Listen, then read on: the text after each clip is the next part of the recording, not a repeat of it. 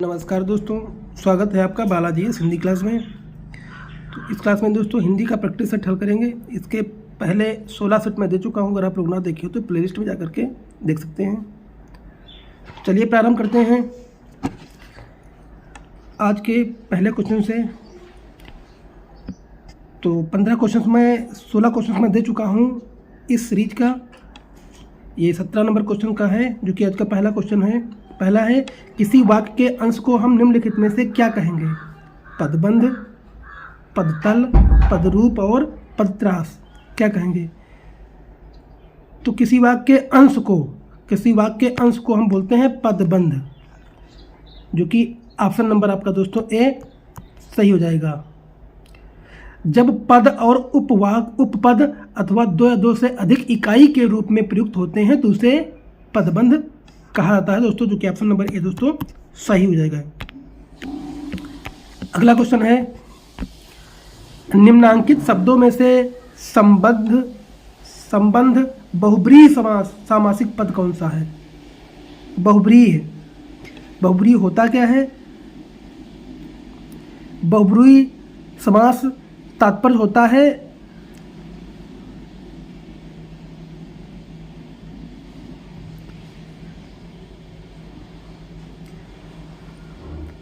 कि बहुब्रीहि समास में कोई भी शब्द प्रधान नहीं होता है, दोनों पद मिलकर एक नया अर्थ प्रकट करते हैं। वही आपका क्या होता है दोस्तों?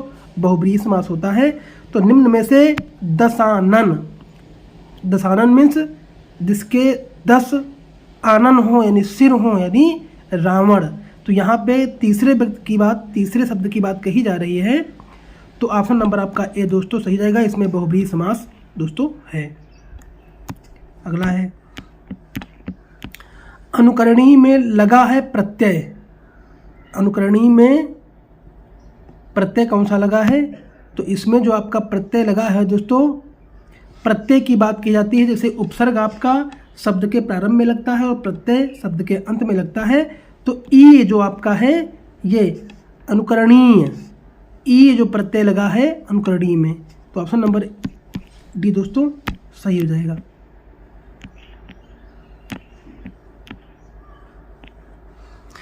निम्नलिखित वाक्य में एक विराम चिन्ह का लोप है, वह विराम चिन्ह कौन सा है?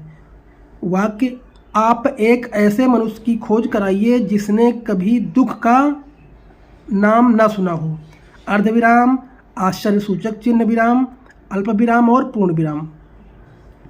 तो 10 का उत्तर दोस्तों हो जाएगा, 20 का उत्तर हो जाएगा दोस्तों। ये आपका जो विराम है, गेस करिए, ये आपका है अल्प विराम है। कौन सा है दोस्तों? ये आपका अल्प विराम है। तो ऑप्शन नंबर सी दोस्तों सही हो जाएगा।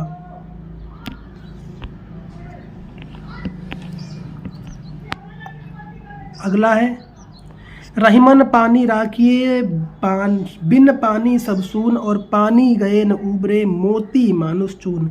इनमें शब्द शक्ति पहचानिए। तो कौन सी शब्द शक्ति है इसमें? तो इसमें जो आपकी शब्द शक्ति बताई जा रही है, क्या लक्षणा शब्द शक्ति है, अधिमा शब्द शक्ति है, या माधुर शब्द शक्ति है, या व्यंजना शब्द शक्ति है? तो इसमें अगर शब्द शक्ति की बात कही जाए तो इन पंक्ति में जो है लक्षणा शब्द शक्ति का प्रयोग हुआ है, जहां मुख्य अर्थ में बाधा उपस्थित होने पर रूढ़ या प्रयोजन के आधार पर मुख्य अर्थ से संबंधित अर्थ को लक्ष्य किया जाता है, वहां लक्षणा शब्द शक्ति होती है। अर्थों के आधार पर शब्द शक्ति 3 प्रकार के होते हैं, अभिधा, लक्षणा और व्यंजना। तो इसमें जो है आपका कौन सा है? इसमें लक्षणा शब्द शक्ति है, जो कि ऑप्शन नंबर सी ए दोस्तों सही हो जाएगा। एक अनार 100 बीमार, यह एक है मुहावरा, वाक्य है, वाक्यांश है, लोकोक्ति है। तो एक अनार 100 बीमार दोस्तों ये आपका हो जाएगा एक लोकोक्ति है। एक लोकोक्ति है, एक अनार 100 बीमार, यानी एक वस्तु की पाने वाले हजारों लोग, कई लोग, यही लोकोक्ति हो जाएगी दोस्तों। अगला है, इस वाक्य में किस लोकोक्ति का प्रयोग होगा? तीर्थों के पंडे पुजारी प्रायः ऐसे यजमानों की खोज में रहते हैं जो आग के अंधे और गांठ के पूरे हों, जो कि ऑप्शन नंबर आपका दोस्तों ए सही हो जाएगा। संज्ञा का वह रूप जिससे क्रिया के आधार पर बोध होता है उसे क्या कहते हैं? तो उसे बोलते हैं अधिकरण कारण, जो कि ऑप्शन नंबर दोस्तों डी सही हो जाएगा। प्रश्न क्रमांक 25 से 27 के लिए इस पैराग्राफ में दिए गए हैं प्रश्न दोस्तों। इस पैराग्राफ को दोस्तों पॉज करके पढ़ लेना, और जब इसको आप पढ़ोगे तभी इसका उत्तर दोस्तों आप दे पाओगे। चलिए, पहला क्वेश्चन है, पारिस्थितिकी तंत्र या इको तंत्र का यह घटक नहीं है। दोस्तों कौन सा नहीं है? सूर्य का प्रकाश, कार्बनिक पदार्थ और परमाणु ऊर्जा और मौसम। तो इसमें कौन सा नहीं है? तो उत्तर दोस्तों हो जाएगा परमाणु ऊर्जा, जो कि पारिस्थितिकी तंत्र का, इको तंत्र का घटक नहीं है। बाकी कार्बनिक पदार्थ, मौसम और सूर्य का प्रकाश ये सारे हैं।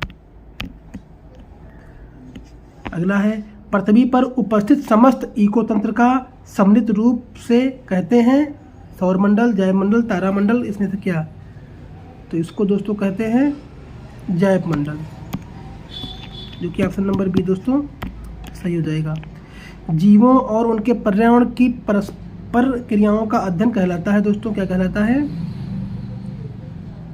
तो ये कहलाता है दोस्तों इकोलॉजी, जो कि ऑप्शन नंबर आपका ए सही हो जाएगा।